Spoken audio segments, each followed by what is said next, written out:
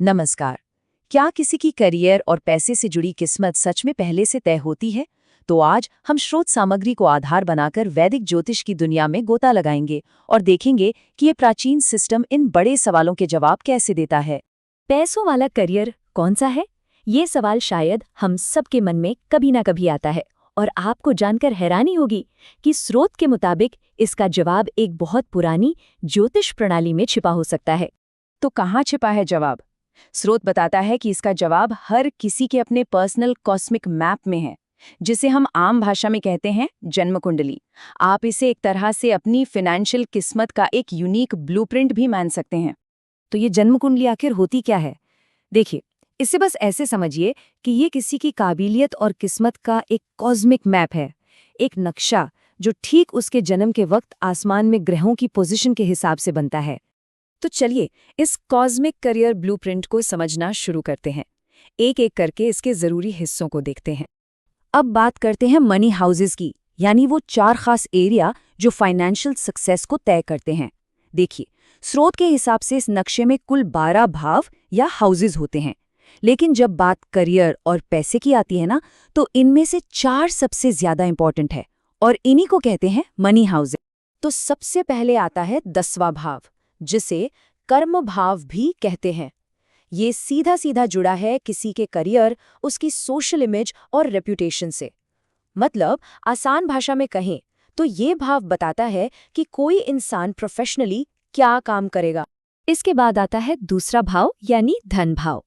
अब इसका काम है जमा की हुई दौलत को दिखाना, जैसे कि बैंक बैलेंस, प्रॉपर्टी या कोई और एसेट्स।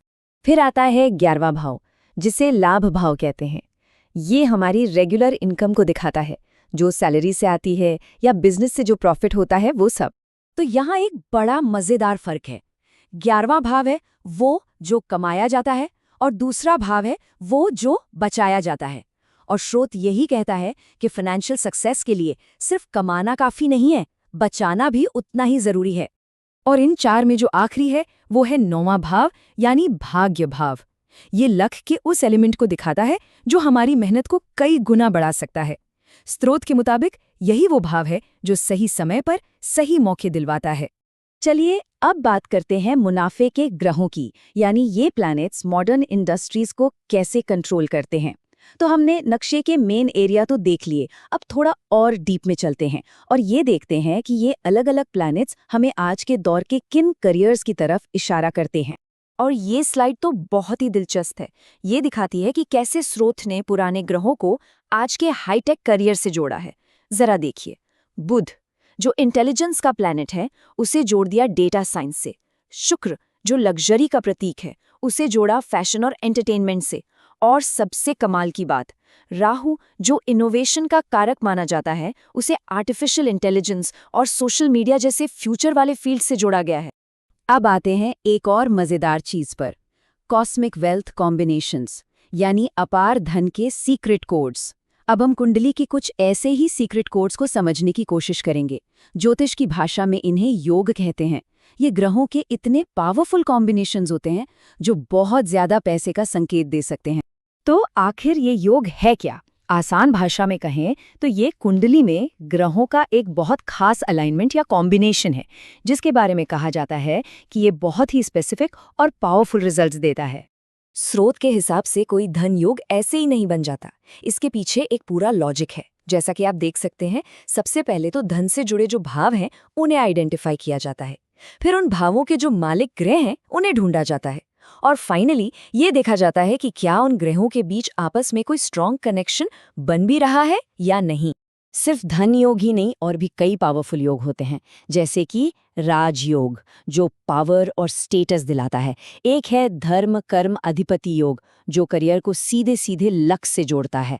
फिर है गज केसरी योग जो फेम और ईमानदारी का पैसा देता है। और एक बहुत इंटरेस्टिंग योग है विपरीत राजयोग जो मुश्किलों के बाद बहुत बड़ी सक्सेस दिलाता है। अब आते हैं इस पूरी पहेली के सबसे जरूरी टुकड़े पर, टाइमिंग। क्योंकि सोचिए, एक बढ़िया सा नक्शा भी किस काम का अगर यही ना पता हो कि सफर पर निकलना कब है ना? स्रोत के मुताबिक सही समय पता लगाने के लिए विंशोत्तरी दशा सिस्टम का इस्तेमाल होता है। इसे ऐसे समझिए कि ये सिस्टम हमारी पूरी जिंदगी को अलग अलग ग्रहों के टाइम पीरियड्स में बांट देता है और हर पीरियड में एक खास ग्रह एक्टिव हो जाता है और हमारे उस कॉस्मिक मैप के एक हिस्से को आप कह सकते हैं कि रोशन कर देता है। तो उसका निचोड़ क्या निकला? निचोड़ ये है कि किसी भी इंसान का फाइनेंशियल गोल्डन पीरियड तब आता है जब उसकी कुंडली में कोई ऐसा प्लैनेट एक्टिव हो जो करियर, इनकम या फिर किसी पावरफुल धन योग से जुड़ा हो। तो क्या इसका मतलब ये है कि किसी की भी फाइनेंशियल किस्मत पहले से ही सितारों में लिख दी गई है? देखिए, स्रोत इस पर एक बहुत ही बैलेंस जवाब देता है। जन्म कुंडली संभावनाओं का एक नक्शा है, कोई पत्थर की लकीर नहीं। ये नक्शा हमें सबसे अच्छा रास्ता दिखा सकता है, इसमें कोई शक नहीं।